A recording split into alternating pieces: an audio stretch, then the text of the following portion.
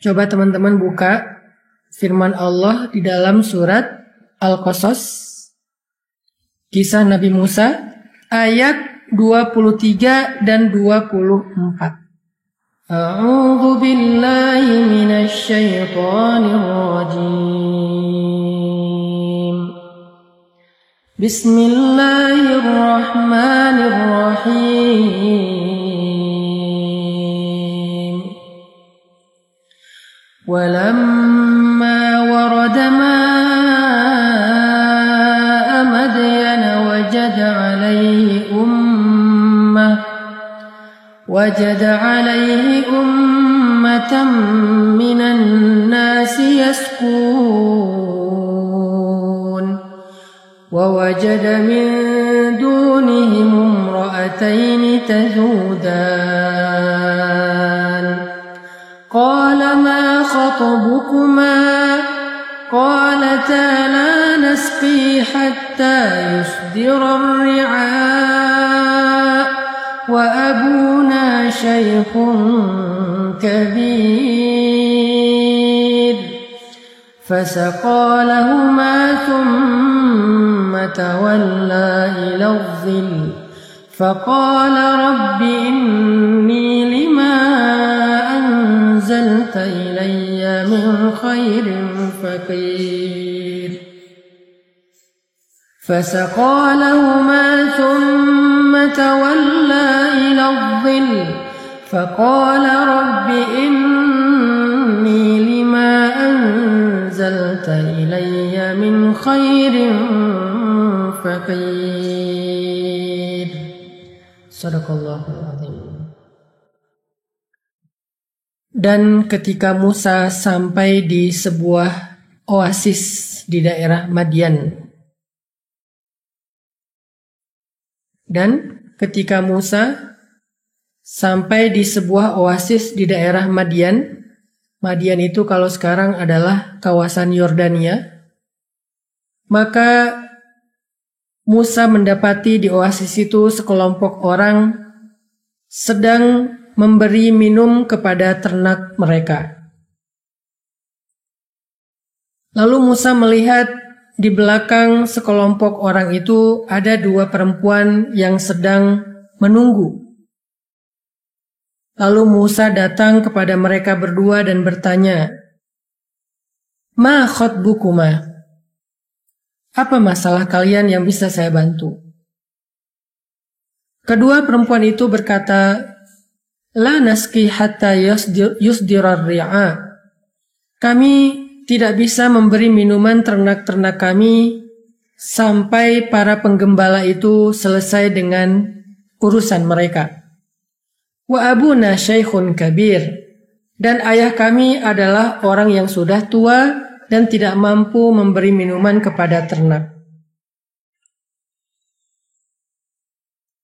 Fasaqalahuma summa tawalla ila dhil. Maka Musa pun membantu kedua perempuan itu untuk memberi minuman ternak mereka. Kemudian Musa beristirahat di bawah sebuah pohon. Faqala, lalu dia berdoa, Rabbi, inni lima anzalta ilayya min khairin faqir. Ya Rabbi, sesungguhnya aku sangat membutuhkan kebaikan yang Engkau turunkan kepadaku. Shadaqallahul Azim. Kisah yang kita baca ini adalah kisah cinta Nabi Musa dengan calon istrinya. Kisah pertemuan Nabi Musa dengan istri beliau. Ceritanya adalah Nabi Musa ceritanya lari dari Mesir karena ada kasus di Mesir. Waktu itu Nabi Musa nggak sengaja ngedorong orang Mesir terus mati. Karena Nabi Musa ini terkenal sebagai Nabi yang sangat kuat, Nabi yang sangat tangguh, Nabi yang sangat perkasa gitu. Sehingga tenaga beliau itu di atas rata-rata. Suatu ketika Nabi Musa lagi jalan di antara jalan-jalan di dalam kota Mesir, kota Memphis, ibu kotanya Mesir waktu itu. Sekarang Memphis itu udah jadi nama lain, yaitu Kairo. Lagi jalan-jalan di Kairo, tiba-tiba Nabi Musa ngelihat ada dua orang laki-laki berantem Yang satu budak, yang satu orang merdeka. Budak ini Bani Israel, yang merdeka itu orang Mesir atau Egyptian, orang Kipti. Ketika mendekat ternyata orang Kipti ini arogan. Orang Kipti ini sombong. Dia memperlakukan Bani Israel secara gak fair. Sehingga Nabi Musa mengingatkan dia, menasihati dia, tapi dia gak terima. Akhirnya dia mencoba untuk memukul Nabi Musa. Nabi Musa pun menahan diri dengan cara mendorong. Pas didorong sama Nabi Musa mungkin gak sengaja terlalu keras. Orang itu tiba-tiba jatuh dan mati. Sehingga gara-gara gak sengaja membunuh orang Kipti, Egyptian, akhirnya Nabi Musa menjadi buron. Dikejar-kejar sama militer Fir'aun di Mesir. Maka Nabi Musa pun lari keluar dari Mesir, tapi nggak tahu mau kemana. Karena sebelumnya Nabi Musa belum pernah keluar dari Mesir. Apa kata Nabi Musa ketika keluar dari Mesir? Rabbi, asa ayyahdiyani sawa as-sabil. Semoga Tuhanku akan memberiku petunjuk kepada jalan yang lurus. Jadi Nabi Musa mengawali perjalanannya dengan doa safar. Nah, ketika Nabi Musa sampai di daerah Madian, setelah perjalanan beberapa hari, Nabi Musa jalan kaki dengan bekal yang seadanya, pakaian seadanya, nggak pakai kendaraan. Kebayang nggak capeknya jalan dari Mesir sampai ke Yordania jalan kaki sendiri, bekal seada-adanya, namanya juga lari mendadak. Mungkin cuma bawa beberapa butir korma sama air seadanya. Sehingga Nabi Musa melakukan perjalanan yang sangat melelahkan. Sampai di Madian, Nabi Musa melihat sebuah oasis. Oasis itu kalau di tengah padang pasir adalah harapan. Ketika Nabi Musa sampai di oasis, Nabi Musa melihat ada sekelompok para penggembala sedang memberi minuman ternak mereka. Dulu tuh satu gembala itu bisa punya 100 ekor onta, 100 ekor domba. Mereka punya ternak yang banyak, satu orang penggembala. Dan ini ada beberapa orang penggembala yang lagi ngantri ngasih minum ternak mereka. Dan yang luar biasanya, Nabi Musa melihat di belakang antrian penggembala itu ada 2 cewek yang sedang menunggu sambil memegang tali ternak mereka. Nabi Musa tahu perempuan itu sedang membutuhkan bantuan. Akhirnya Nabi Musa pun datang kepada mereka. Lalu Nabi Musa bertanya kepada kedua perempuan ini, apa masalah kalian? Jadi kalau misalnya ketemu dengan perempuan atau dengan lawan jenis yang kita nggak kenal tapi kita tahu mereka membutuhkan bantuan, jangan basa-basi. Jangan terlalu caper, jangan terlalu berlebihan. Tetapi fokus aja kepada niat baik kita pengen membantu. Sehingga kita bertanya, ada yang bisa saya bantu? Itulah yang dilakukan Nabi Musa alaihissalam untuk menjaga perasaan. Perasaan siapa? Perasaan beliau dan perasaan perempuan tersebut.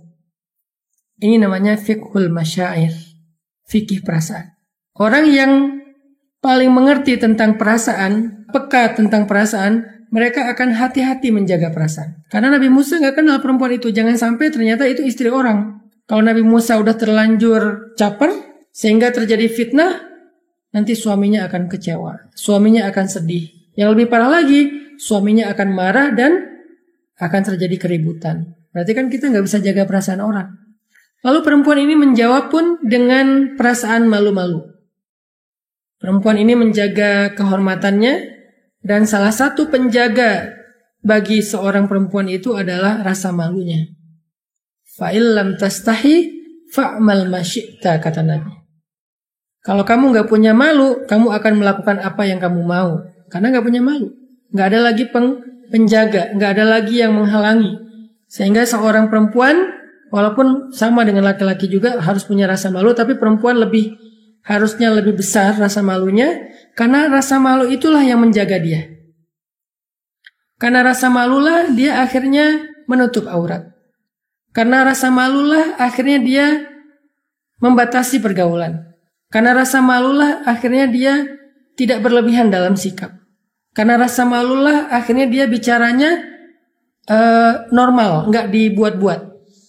Dan semua perempuan solehah yang kita baca sejarahnya di dalam Al-Quran atau Sunnah, semua mereka punya rasa malu yang besar. Jadi rasa malu itu crown, mahkotanya cewek. Semakin besar rasa malunya, semakin besar mahkotanya, sehingga dia menjadi seorang ratu atau putri yang terhormat. La naski hatta yusdirar ri'a.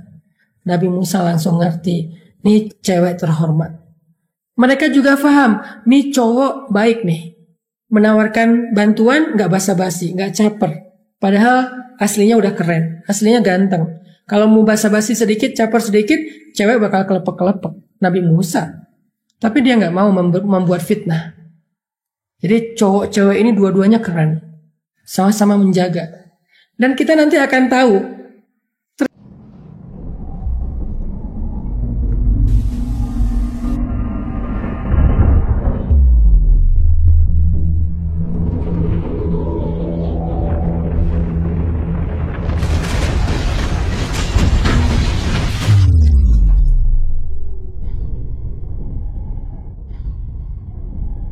Ternyata dengan saling menjaga itu Allah memberikan mereka jalan untuk jadi jodoh.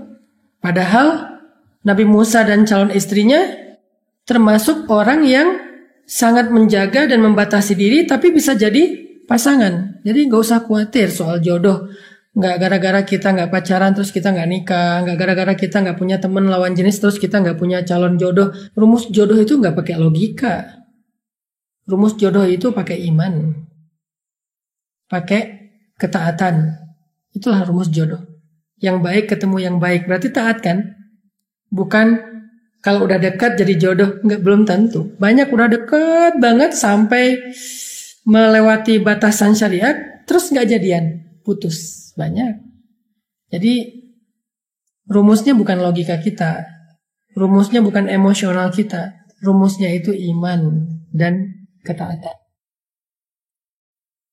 Akhirnya Nabi Musa ketika tahu jawaban perempuan ini bahwa mereka gak bisa ngasih minuman ternak sampai laki-laki yang penggembala itu beres, dan mereka memberi alasan bahwa mereka punya ayah tapi ayah mereka udah tua renta sehingga gak bisa lagi memberi minuman ternak, karena memberi minuman ternak ini butuh tenaga.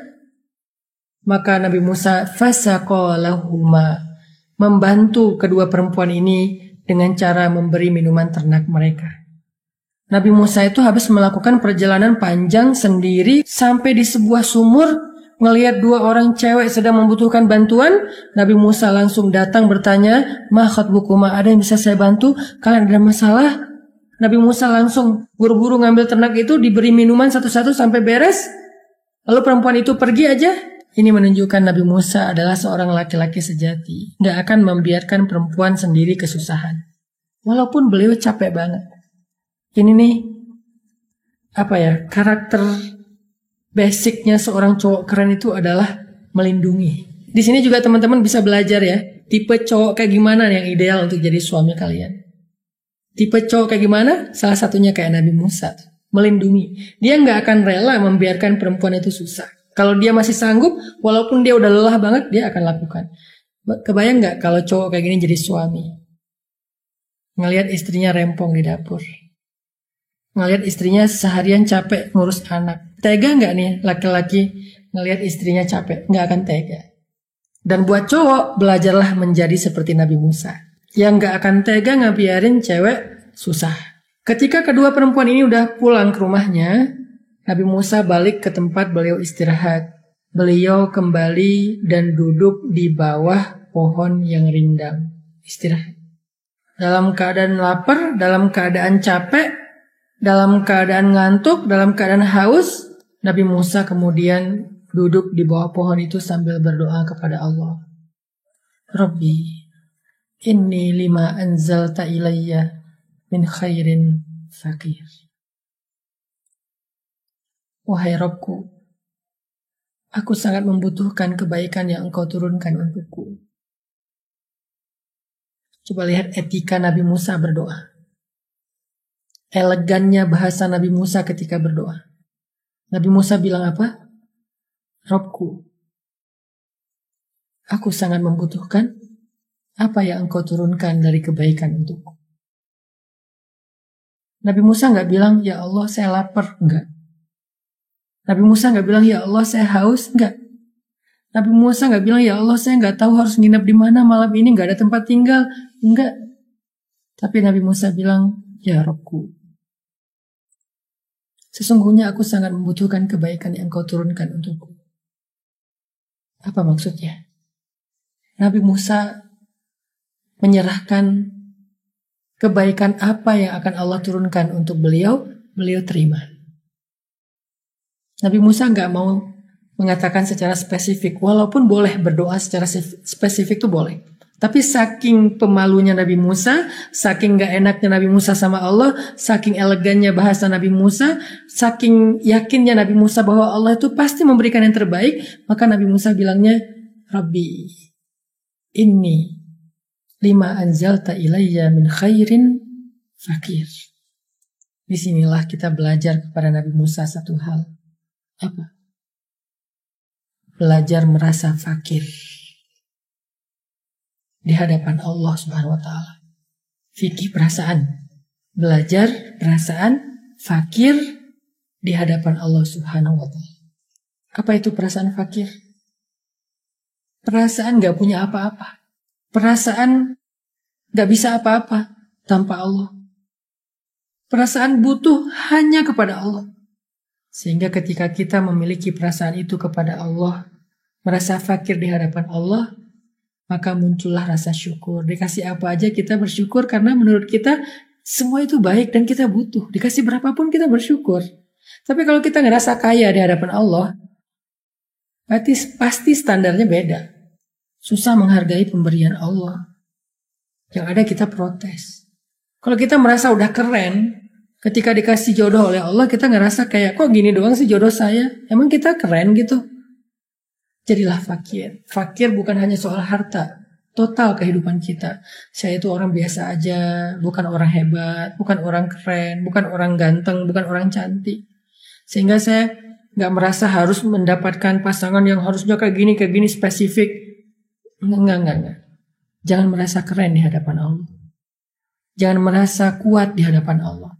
Jangan merasa sempurna di hadapan Allah. Jangan merasa kaya di hadapan Allah. Karena itu awal dari kedurhakaan. Sehingga Nabi Musa mengatakan, Rabbi, inni bima anzalta ilayya min khairin fakir. Setelah Nabi Musa berdoa kayak gitu, coba perhatikan lagi surat Al-Qasas ayat 25 sekarang. فَجَاءَتْهُ إِحْدَاهُمَا تَمْشِي عَلَى اسْتِحْيَاءٍ. Maka tiba-tiba datanglah salah satu dari dua perempuan tadi. Nabi Musa lagi bersandar di pohon, lapar banget, capek banget, haus banget. Baru berdoa kepada Allah, Rabbi, inni bima anzalta ilayya min khairin fakir. Langsung Allah ijabah. Dengan mengutus satu dari dua perempuan tadi berjalan ke arah Nabi Musa. Perhatikan kalimatnya. Tamshi ala istihya, berjalan malu-malu. Ada dua pelajaran minimal di sini. Pertama, seperti yang saya sampaikan tadi, sifat perempuan yang paling soleha itu adalah sifat pemalu. Sehingga ketika dia bertemu dengan lawan jenis yang bukan muhrimnya, dia berjalan malu-malu. Gimana jalan malu-malu? Maju, mundur. Maju lagi, aduh gimana ya, mundur lagi. Aduh gimana ngomongnya ya, malu-malu. Luar biasa, nih perempuan keren banget. Dari cerita ini aja kita udah tahu betapa perempuan ini cantik, pintar, soleha, baik, keren pokoknya. Namanya calon istri Nabi, pasti keren. Pelan-pelan Nabi Musa lagi duduk bersandar, istirahat. Perempuan itu mau mendekat tapi kayak malu gitu. Mau ngomong tapi harus disampaikan. Cuman gimana nyampeinnya malu. Makin pemalu, makin cantik. Ini buat cowok-cowok. Kalau cewek tadi udah tahu calon dari cowok yang keren tuh gimana. Kalau sekarang buat cowok-cowok, cewek yang keren tuh kayak gimana. Cewek keren, malu-malu. Makin malu, makin cantik. Jadi cantiknya bukan fisik. Cantiknya adalah karakter.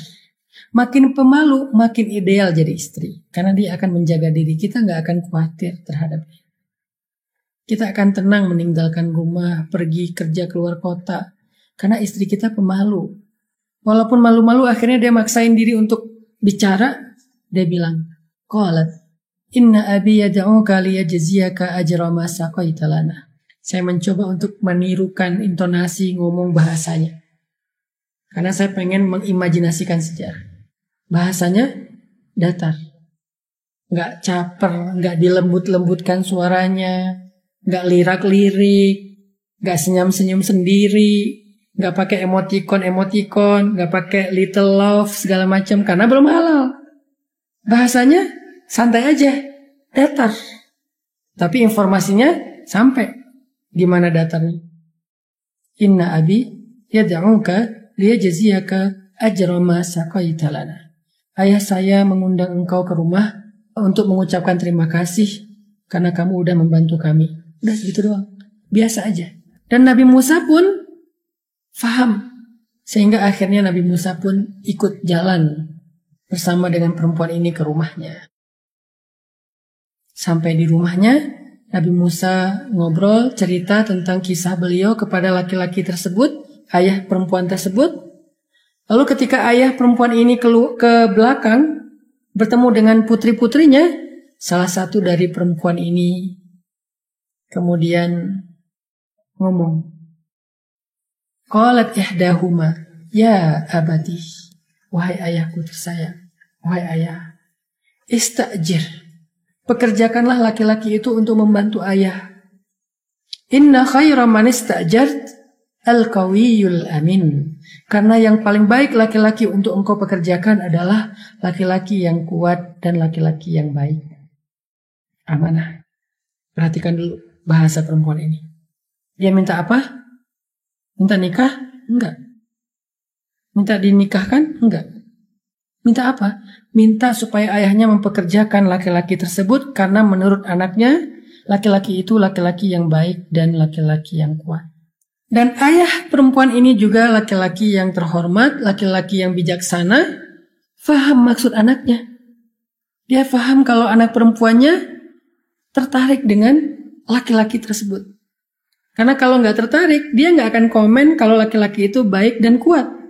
Dia tertarik, dia memperhatikan, sehingga dia bisa menyimpulkan laki-laki itu laki-laki yang baik dan kuat dan amanah, cocok bekerja di rumah kita. Sehingga ayahnya ini langsung ngerti, oh anak saya perhatian sama laki-laki tadi. Oh anak saya kayaknya punya perasaan kepada laki-laki tadi. Cuman karena dia pemalu dan menjaga kehormatan, dia ngomongnya bahasanya bahasa sindiran, elegan, kiasan. Sehingga ayahnya bilang apa kepada Nabi Musa? Di ayat 27. Inni uridu an unkihaka ihdabnatayya hatain. Aku ingin menikahkan kamu dengan salah satu dari putriku. Sehingga akhirnya ayahnya langsung meminta Musa untuk melamar putrinya. Dan Nabi Musa juga mengenal putri itu sekilas. Tadi ngelihat di tempat oasis, ngelihat bagaimana perempuan ini akhlaknya mulia, menjaga kehormatan, rela ngantri daripada harus bercampur dengan laki-laki, dan perempuan ini juga jalannya malu-malu, sehingga Nabi Musa langsung faham bahwa perempuan ini orang baik, ayahnya juga solih, keturunan dari orang solih. Akhirnya Nabi Musa pun menerima tawaran itu dan melamar perempuan tersebut. Menikahlah Nabi Musa di Madian atau Yordania. Udah ngerti ya maksudnya? Bagaimana menjaga perasaan, fikih, masyair. Jangan diberikan dulu perasaan itu kepada lawan jenis kalau belum halal. Jangan disampaikan dulu. Jangan bilang I love you dulu. Jangan bilang aku sayang sama kamu. Jangan. Jaga dulu sampai waktunya tiba. Jaga perasaan. Dengan cara-cara yang elegan. Dengan cara-cara yang terhormat. Gak usah khawatir. Gak akan kemana kalau udah jodoh. Gak usah khawatir kalau kita terlalu elegan, terlalu menjaga kehormatan dan segala macam, nanti dia keduluan sama yang lain. Enggak. Karena yang baik itu ketemu dengan yang baik, itulah jodoh. Jodoh itu bukan kita dengan siapa, bukan. Jodoh itu yang baik ketemu dengan yang baik, itu jodoh. Yang gak baik ketemu yang gak baik, itu jodoh. Soal siapa orangnya, Allah lebih tahu. Jodoh itu at-tayyibin lit-tayyibat. Atau at-tayyibat lit-tayyibin. Jodoh itu orang yang rajin sholat ketemu rajin sholat. Yang cinta Al-Quran ketemu pecinta Al-Quran. Yang suka membantu orang lain ketemu dengan yang suka membantu orang lain. Yang pemalu ketemu dengan pemalu. Yang keren ketemu dengan yang keren. Itu jodoh. Keren di sini artinya akhlaknya. Jadi nggak usah khawatir. Kalau kita menjaga kehormatan, kita elegan, kita pemalu, kita menjaga diri, pasti jodoh kita juga kurang lebih kayak gitu. Kalau ada orang yang kita harapkan ternyata nggak jadi sama kita, berarti emang dia bukan jodoh kita dan dia nggak sama dengan kita dalam hal tadi. Mungkin kebaikannya, mungkin kesolehannya, nggak sama. Pasangan itu kan ada kemiripan ya, sehingga bisa saling mengutuhkan. Sehingga klop gitu. Kalau nggak klop, namanya bukan pasangannya. Jadi teman-teman yang dirahmati Allah, di sini kita belajar banyak kebaikan dari kisah Nabi Musa alaihissalam.